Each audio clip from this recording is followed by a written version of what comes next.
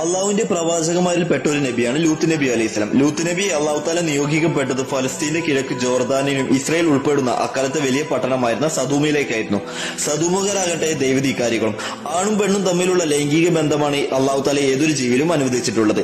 എന്നാൽ ലൂത്ത് നബിയുടെ സമൂഹമായ സദൂമുകാർ ഷിർക്കിനും കുഫ്രിനും പുറമെ സ്വർഗരതിയിൽ ഏർപ്പെട്ടിരുന്ന സമൂഹമായിരുന്നു. സദൂമുകാരാണ് ഇങ്ങനെയുള്ള മോശപ്പെട്ട രീതിയിലുള്ള ബന്ധപ്പെടലിന് തുടക്കം കുറിച്ചത്. എന്നാൽ ലൂത്ത് നബി അവരെ ഒരുപാട് ഉപദേശിച്ച് അതിൽ നിന്ന് പിന്തിരിപ്പിക്കാൻ ശ്രമിച്ചെങ്കിലും അവർ അതിൽ നിന്ന് പിന്മാറാതെ വീണ്ടും അതിൽ തന്നെ തുടരുകയായിരുന്നു.